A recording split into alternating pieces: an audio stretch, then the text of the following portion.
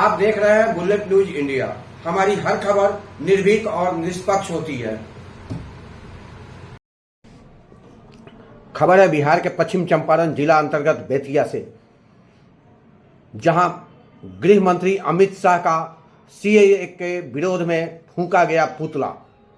देश की जनता को लूटकर काला धन जमा करने वाले राष्ट्रद्रोहियों तथा भारतीय स्टेट बैंक से 16,500 करोड़ रुपए से ज्यादा का चुनावी बॉन्ड खरीदकर भारतीय जनता पार्टी को दे दिया गया, जिसको बेनकाब करने के लिए भारत की कम्युनिस्ट पार्टी सुप्रीम कोर्ट के अपील दायर किया और 12 मार्च तक एसबीआई को सुप्रीम कोर्ट ने बॉन्ड खरीदने वालों के नाम तथा किस किस दलों ने कितने रुपए में मिले इसको सार्वजनिक करने का ऐलान किया था।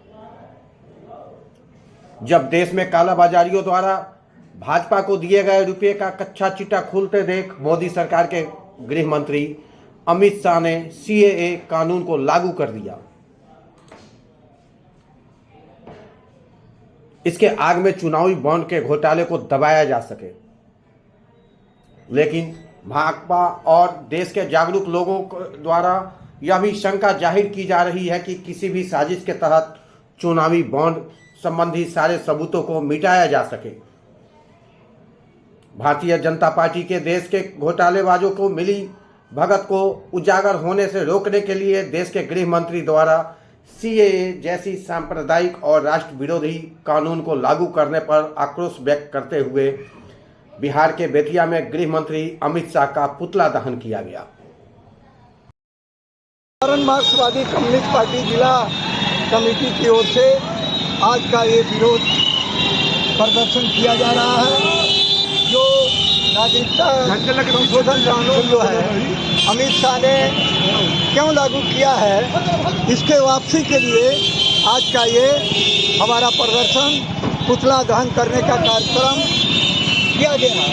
आप जानते हैं कि पिछले दिनों चुनावी बॉन्ड को लेकर जब सुप्रीम कोर्ट ने आदेश किया कि 6 तारीख को आप सूची जारी करें और 15 तारीख को मुख्य चुनाव आयुक्त वेबसाइट पर डाल करके जनता को बताने की कोशिश करें कि ये चंदा किसने किसको दिया, किस पार्टी को दिया, और उस पार्टी के एवज में भारतीय जनता पार्टी ने उन व्यापारियों को क्या लाभ पहुंचाया, इसको जो है आम जनता की जानकारी होनी चाहिए। इसके लिए जो मुख्य प्रबंधक हैं एसबीआई के, उन्होंने सुप्रीम कोर्ट को कहा कि जून महीने के अंतिम में हम सूची जो है आपको सुपुर्द करेंगे। लेकिन इस देश का सुप्रीम कोर्ट महान है कि जिसने ये फैसले को कहा कि आप 12 तारीख को सूची जारी कीजिए और 15 तारीख को चुनाव आयुक्त वेबसाइट पर जारी करे। और इस बीच में जो आप देखे होंगे पिछले दिनों भयंकर आंदोलन देश में चलाया गया था एनआरसी और सीएए के खिलाफ, और इस चुनाव में जो है अमित शाह ने इस मुद्दा को ला करके लोगों को जो है दिग्भ्रमित करने का काम किया है। जो न महंगाई पर कंट्रोल कर रहा है, न बेरोजगारी पर चर्चा कर रहा है, न नौजवानों को नौकरी की बात कर रहा है। ये फाकीबाज, ये गृह मंत्री का ये जो फरमान है, इसको वापस लेने के लिए हमारा आज का ये कार्यक्रम है। पूरे बिहार के अंदर में सभी जगहों में, सभी जिलों में ये कार्यक्रम को कर रहे हैं।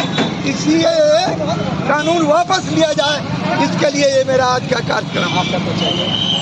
मेरा नाम चांसी प्रसाद यादव, पश्चिम चंपारण मार्क्सवादी कम्युनिस्ट पार्टी के जिला सचिव है।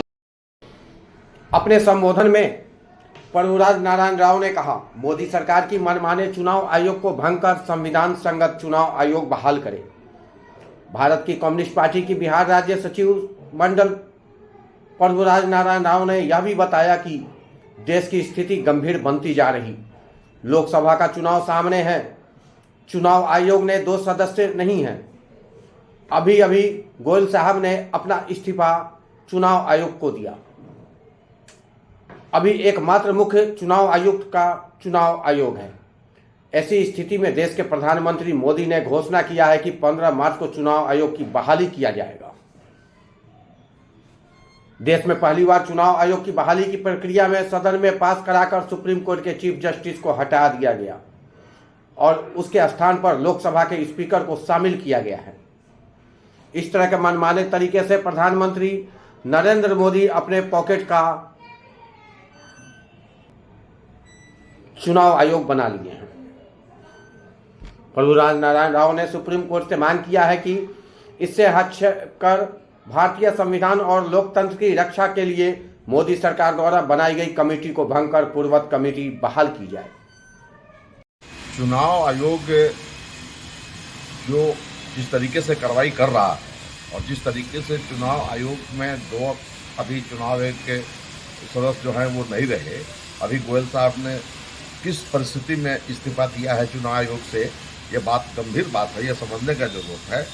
और ऐसी स्थिति में हमारे देश का चुनाव आयोग के जो मुख्य चुनाव आयुक्त हैं वो कांग्रेस के राहुल गांधी को कहते हैं कि आप अपने मुंह पर कंट्रोल कीजिए, लेकिन देश के अंदर में इतनी बड़ी बड़ी बातें हो रही हैं, इतनी अश्लील बातों को परोसा जा रहा है देश के केंद्रीय मंत्रियों के द्वारा, उस पर उनका कहीं कोई निगाह नहीं जा रहा है। और ऐसी स्थिति में हमारे देश के प्रधानमंत्री ने जो घोषणा कर दिया कि 15 तारीख को जो दो चुनाव आयोग के सदस्य हैं वो उनको बहाली करेंगे, तो आप जानते हैं कि जिस तरीके से पहले जो एक कमेटी थी जिसमें सुप्रीम कोर्ट का एक चीफ जस्टिस और सदन का नेता यानी प्रधानमंत्री और विपक्ष का नेता, ये 3 सदस्यीय कमेटी होती थी जो चुनाव आयोग का चयन करती थी, और उसको पिछले दिनों लोकसभा में प्रधानमंत्री नरेंद्र मोदी ने पास करा लिया और उसमें से मुख्य चुनाव आयुक्त जो है उनके स्थान पर स्पीकर को रख लिया। तो ये बहुत साफ बात है कि प्रधानमंत्री और उनका स्पीकर जो है सदन का लोकसभा का, ये 2 सदस्यीय कमेटी उनकी हो जाएगी और विपक्ष का, ये कांग्रेस का अकेले रह जाएगा। तो मनमानी तरीके से चुनाव आयोग की बहाली करके ये लोकसभा चुनाव कराना चाहते हैं। इनकी मंशा बहुत साफ है कि किसी भी तरीके से इस चुनाव को हम जीतें, और इस बात को लेकर सुप्रीम कोर्ट में अर्जी दी गई है और सुप्रीम कोर्ट ने भी इसको गंभीरता से लिया है। यह संभव है कि 15 तारीख को जो ये समय निर्धारित किए हैं प्रधानमंत्री चुनाव आयोग की बहाली के लिए, हो सकता है सुप्रीम कोर्ट इसमें हस्तक्षेप करे, और हम चाहते हैं कि सुप्रीम कोर्ट इसमें हस्तक्षेप करे अविलंब, नहीं तो ये चुनाव लोकतांत्रिक नहीं रह जाएगा, बल्कि ये फांसीवादी प्रवृत्ति इस देश के अंदर जो बढ़ रही है, फांसीवाद इस देश में लागू हो जाएगा, अविलंब इस पर रोक लगाई जाएगी। आप देख रहे थे बुलेट न्यूज इंडिया। जल्द मुलाकात होगी अगली खबर में।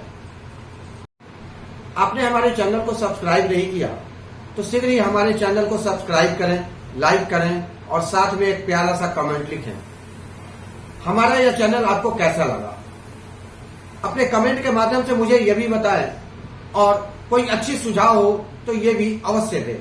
तब तक के लिए नमस्कार।